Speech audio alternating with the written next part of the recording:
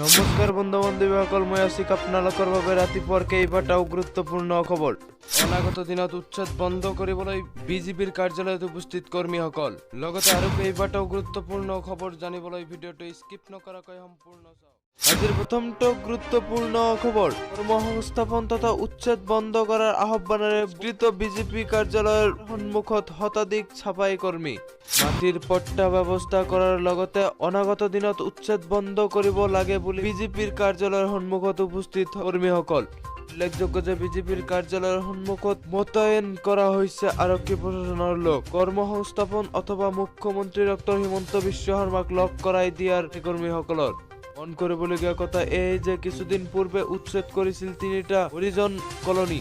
উচ্ছেদিত ৰূপনগৰ, পল্টন বজাৰৰ ৰিজাৰ্ভ আৰু মালিগাঁও গোচলা হৰিজন কলনীৰ কৰ্মীসকলক উপস্থিত হৈছে বিজেপিৰ মুখ্য কাৰ্যালয়ত। মুখ্যমন্ত্ৰী ডক্টৰ হিমন্ত বিশ্ব শৰ্মাই যদিও ভূমি পট্টাৰ ব্যৱস্থা কৰে তেন্তে ১,৫০,০০০ হৰিজন লোকে বিজেপিত যোগদান কৰিব বুলিও জনাইছে। লগতে ৰাজ্যৰ দ্বিতীয়টো গুৰুত্বপূৰ্ণ খবৰ, পুনৰ বিতৰ্কত সাংগৰ খাইছে ভিক্টৰ দাসৰ নাম।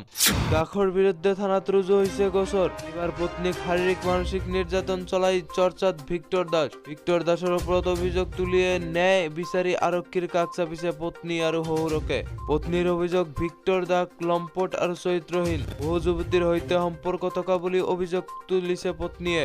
পত্নীয়ে প্ৰকাশ কৰিছে যে ভিক্টৰে বেয়া কামৰ প্ৰতিবাদ কৰিলে তেওঁক প্ৰহাৰ কৰা হয়। শেহতীয়াভাৱে শাৰীৰিক আৰু মানসিক অত্যাচাৰৰ বৃদ্ধি পোৱা পিতৃগৃহত আশ্ৰয় লৈছিল পত্নী ভূপালীয়ে। পিতৃগৃহত আহি নিশা মাৰপিট কৰা, ঘৰৰ আচবাব নষ্ট কৰাৰ লগতে পিতৃক হত্যাৰ ভাবুকি দিয়াৰ ভিক্টৰৰ পত্নী অভিযোগ। ঘটনা সন্দৰ্ভত গোচালা আৰক্ষীয়ে চকীত 10/2023 নম্বৰত ৰুজু হৈছে গোচৰ।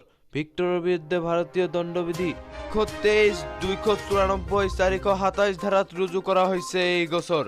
বৰ্তমান সময়ত বিষয়টোৰ ওপৰত জালুকবাৰী আৰক্ষীয়ে তদন্ত অব্যাহত ৰাখিছে।